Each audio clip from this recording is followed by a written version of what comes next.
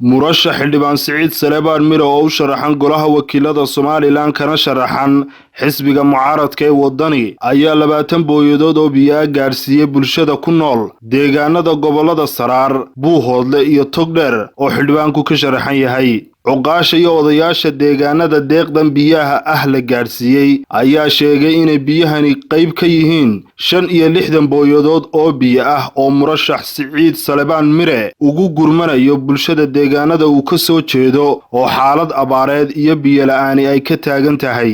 halkan aanu taaganahay goobtan waxaanu galabta ka ambabixinaynaa booyado dhaansan oo loo dirayo miyigii iyo dadka ku haraadan. xildhibaan Siciid Salebaan Mire oo dhinacaygan midigta taagan ayaa waxa uu ku deeqay inuu la gaarsiiyo dadka tabaalaysan ee haraadan ee miyiga yaalla in la gaarsiiyo biyo. maaha markii koobaad waxaa ka horeysay dacfad hore oo ahay 15 booyadood.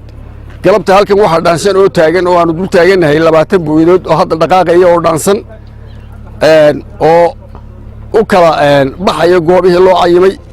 waxa ku xigi doona oo yara qorshaysan 30 kale oo iyaguna biri ilaa saadamba baxaya ayaa qorshaysan. 15 hore iyo 50 imika la qorsheeyay 65 ka booyadood ayaa xildhibaanku diray. Siciid Salebaan Mire uu bixiyay 65 booyadood oo 15 ay horeysay. haddana aanu hor taaganahay 20 biyaysan oo loogu talagalay dadkii iyo dalkii mudnaa.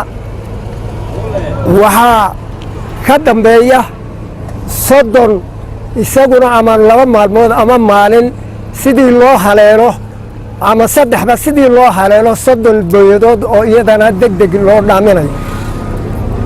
deeqdaas waxaa bixiyey xildhibaan Siciid Salebaan Mire.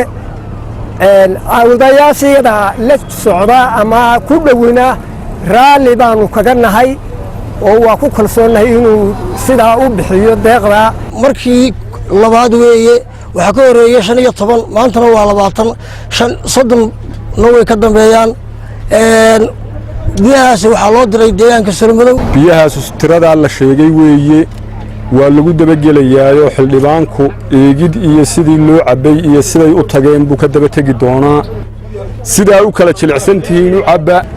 qoladii qurba joog ahaa waxaan leeyahay xildhibaanka uun ma saarna culayskani wuxuuna saaran yahay bulshadeena qof kasta oo awood dhaqaale ku dhaama dadka bulshada iyo deegaanka sidaa uu uga dareen celiyay inaynu naguna mid la mid uga dareen celino kuna ogaano. murashax xildhibaan Siciid Salebaan Mire ayaa dhankiisa sheegay inuu taageero hil iyo hooba la garab taagan yahay bulshadiisa.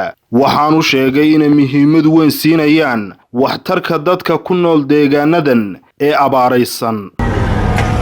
sida la sheegay cuqaashu sheegtay biyahani waxay u socdaan deegaanka oo ka bilaabmaya Wadaamago ilaa deegaamada la tilmaamay. biyahani maaha biyo cid gaar ah ku socda. waa biyo sida ay sheegeen cuqaashu la wada leeyahay oo la wadaago oo aan cid gaar ah u socon. sida la sheegay dafcad hore jirtay. sadaqadu waxay ku wanaagsan tahay inay qarsoonaato ama waxtarka ehelnimo ee la istaraya inuu qarsoonaado. taa hore waxba kamaan lagama meediya ama saxaafad laguma yeedhin. 15 booyadood bay ahaayeen maantana 20 baa baxaya. dafcadda saddexaad waxay noqon doontaa 30 booyadood. marka loo eego naxariista Rabbi dabiici kama aha ama wax allaale waxa ka tahay ma jirto. ilaahay uu baynu deeqdiisa hoos joognaa.